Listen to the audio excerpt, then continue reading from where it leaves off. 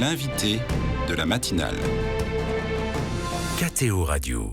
Bonjour à tous, aujourd'hui 6 janvier, c'est la solennité de l'Épiphanie dans l'Église universelle, l'Épiphanie qui est fêtée dans de nombreux pays comme en France, le premier dimanche après le jour de l'an, et c'est-à-dire ce dimanche 7 janvier 2024. À cette occasion, nous sommes heureux de retrouver le Père Gilles Drouin. Bonjour Père.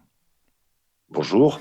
Vous êtes directeur de l'Institut supérieur de liturgie au sein de l'Institut catholique de Paris. On va revenir avec vous, évidemment, parce qu'il y en a beaucoup qui se posent la question sur le sens de la galette, pourquoi on tire les rois. Mais rappelez-nous d'abord que célèbre l'Église catholique à l'Épiphanie. Alors, l'Église catholique romaine célèbre donc la manifestation du Christ. Le mot épiphanie signifie manifestation. Et dans la tradition donc latine, dans la tradition occidentale, c'est donc la venue de ces mystérieux mages donc, qui viennent offrir leur présent à Jésus et donc adorer le Seigneur. Et donc, il y a cette dimension en Occident, vraiment de l'événement de la venue des mages. Ça vient du fait qu'en Occident, on suit traditionnellement l'évangile de Matthieu. Et chez saint Matthieu, eh bien, la première manifestation au monde de Jésus, en dehors de la crèche, la crèche c'est saint Luc, mais elle est très précoce finalement, c'est la venue de ces mages. Mais chez saint Jean, par exemple, la première manifestation, c'est Cana.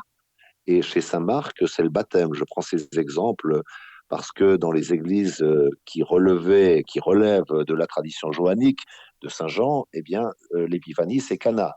Et dans l'église copte qui relève, en Égypte, qui relève de la tradition de Marc, Marc, le fondateur de l'église copte selon la tradition, c'est le baptême. On va revenir sur ces différents aspects pour les églises de tradition différentes, mais vous nous l'avez rappelé, Père Gilles Drouin, épiphanie signifie manifestation. En quoi l'épiphanie nous invite à prolonger la méditation du mystère de l'incarnation ? Alors, là aussi, vous savez, ces fêtes de Noël et de l'épiphanie sont nées à une époque, au IVe siècle, où on s'est vraiment posé la question, qui est une question qu'on peut se poser aussi actuellement, nous. Qui est cet homme ? Qui est Jésus ? Cet homme extraordinaire qui faisait des miracles, qui est mort, qui est ressuscité. L'identité profonde. Et on s'est querellé, j'allais dire presque légitimement, parce que c'est pas évident de définir qui il est. Est-ce qu'il est homme ? Est-ce qu'il est Dieu ? Il est les deux. Est-ce qu'il est entre les deux ? Non, il est vraiment les deux.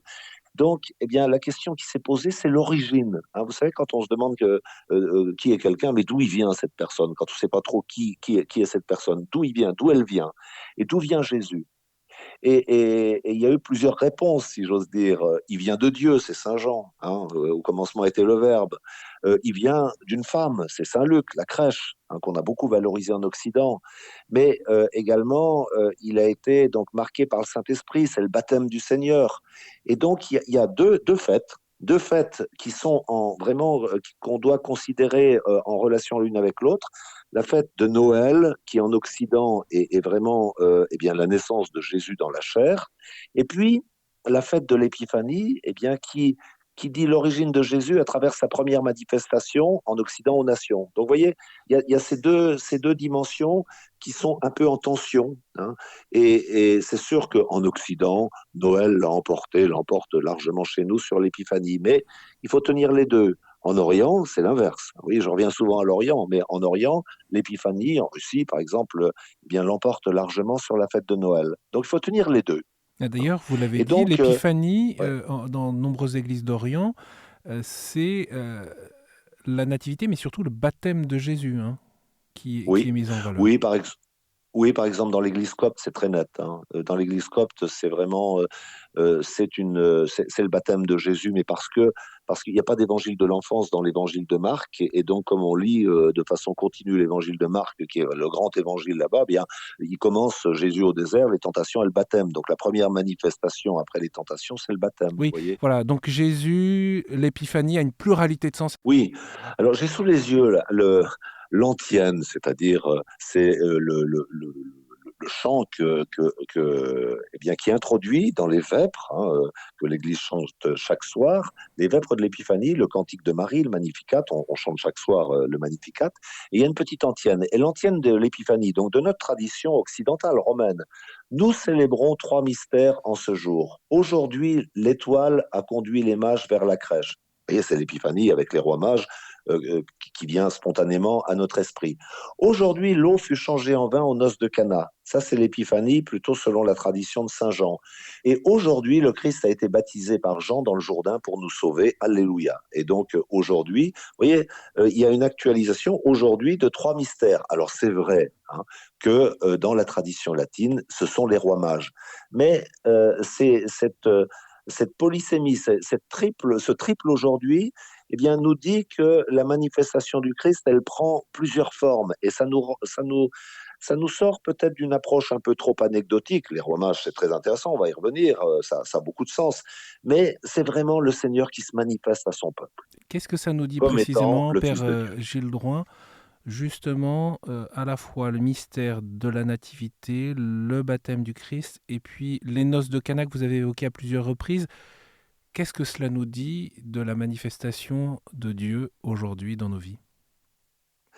Alors aujourd'hui, dans nos vies ou dans la tradition, ça nous dit là aussi qui est cet homme, hein, qui est cet homme qu'il est véritablement fils de Dieu et que Dieu se fait proche. Hein, voilà, pendant tout l'Avent, pendant tout le temps de Noël, on l'a médité et il se fait proche et se fait reconnaître comme étant proche et agissant dans nos vies.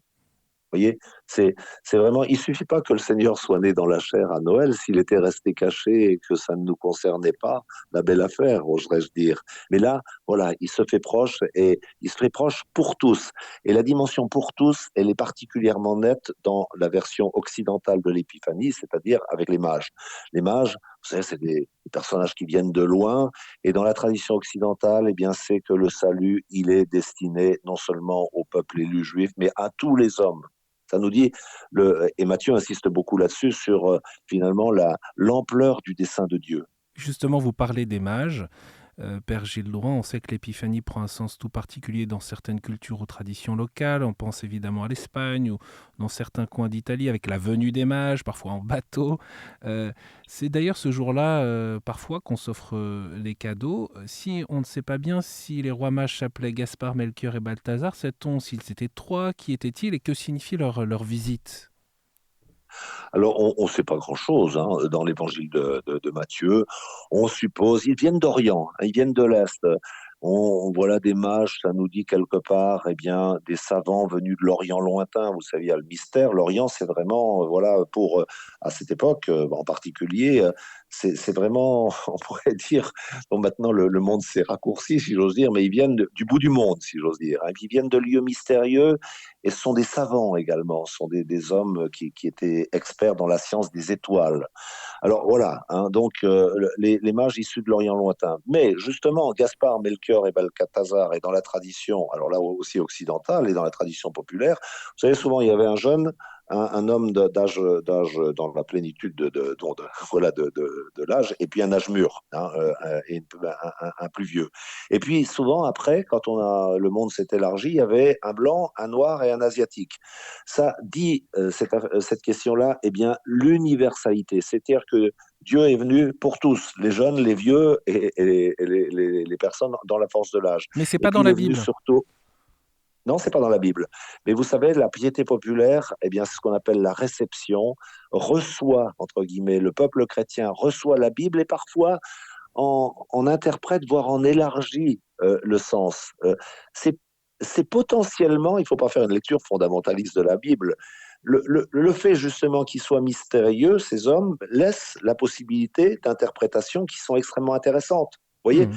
Et par exemple, les missions étrangères de Paris ont leur fête patronale, c'est l'Épiphanie, un jour de l'Épiphanie. Donc voilà, dimanche, demain, c'est une grande fête aux missions étrangères de Paris. Mais pourquoi? Parce que pour des missionnaires, ben, ça nous dit la vocation chrétienne, eh bien, à évangéliser. Vous savez, les missions étrangères, ils partent au XVIIe siècle, ils partaient en Chine. C'est vraiment le bout du monde. Et donc, ça nous dit, eh bien, que le Christ se manifeste pour tous les hommes, y compris le bout du monde. Et cette dimension universelle, elle est aussi vraie dans les diocèses en France. Par exemple, certains diocèses invitent à fêter à l'Épiphanie une fête des peuples, par exemple. Oui, oui, oui, parce que nos communautés sont de plus en plus multiculturelles, hein. Moi, je suis prêtre du diocèse d'Évry, donc vous savez, j'ai été curé d'une paroisse où il y avait 40 nationalités. On avait compté un jour, hein, 40 nationalités. Donc, il y a une dimension universelle. Et justement, l'universalité de la manifestation du Christ, alors c'est pas la Pentecôte, hein, parce que vraiment la fête qui dit l'universalité du salut, c'est principalement quand même la Pentecôte. Mais voilà, alors c'est intéressant parce que ça veut dire aussi que chez Saint Matthieu, l'universalité du dessein de Dieu, il se dit très tôt. Elle se dit, pardon, très tôt. Parce que Jésus, il est né dans une bourgade, dans un coin un peu paumé de l'Empire romain, etc. C'est pas très universel tout ça. Et la venue de ces mages nous dit le sens de sa mission très très tôt, quelques jours après sa naissance, et sans que finalement ce petit enfant n'ait rien demandé, vous voyez. Père Gilles Drouin, on ne peut pas parler des rois mages pour beaucoup de Français aujourd'hui sans parler de galette des rois. Il y a un lien entre la fête de l'Épiphanie et la galette des rois? Alors la galette des rois, probablement, elle venait de réjouissance d'une fête païenne, donc romaine. Vous savez, c'est assez fréquent que eh bien, les fêtes chrétiennes, et c'est très vrai pour le cycle Noël-Épiphanie, habitent, christianisent, reprennent finalement des fêtes anciennes et des fêtes où on avait des réjouissances avec des galettes. Donc c'est une des hypothèses quant à l'origine de la galette des rois. Alors, chez les Romains, c'est par la galette des rois, mais de ces mages mystérieux, on en a fait aussi des rois. L'Évangile ne nous le dit pas. Hein. L'Évangile laisse plutôt entendre que c'était des savants.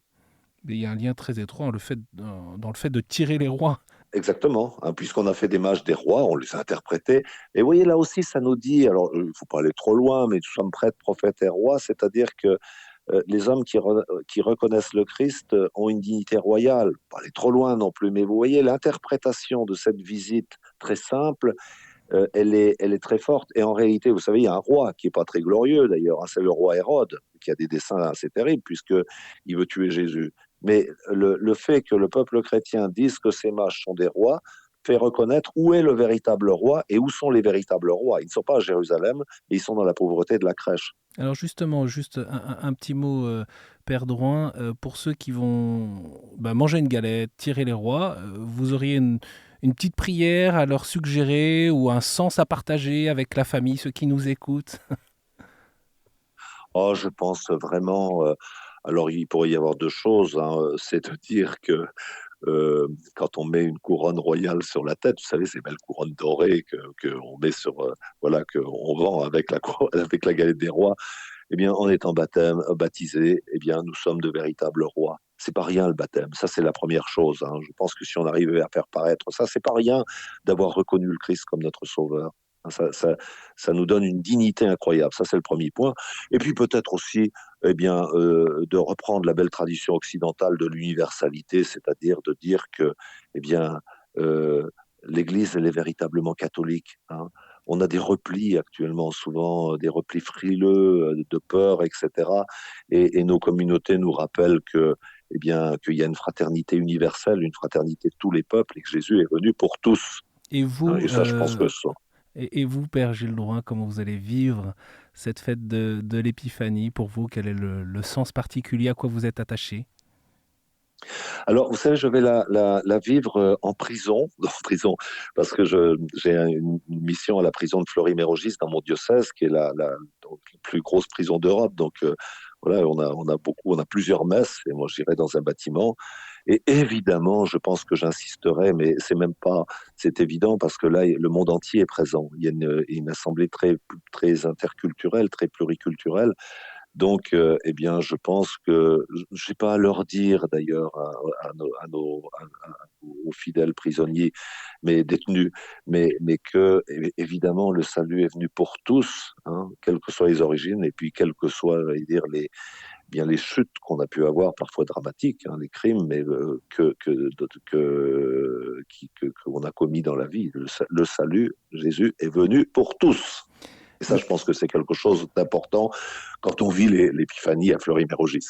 Merci beaucoup, Père Gilles Drouin, de nous avoir accompagnés ce matin autour du sens et de la signification de la fête de l'Épiphanie, à la fois pour l'Église et pour nous aujourd'hui. Je rappelle que vous êtes directeur de l'Institut supérieur de liturgie. Belle fête de l'Épiphanie à vous. Merci encore. Belle fête à vous, merci.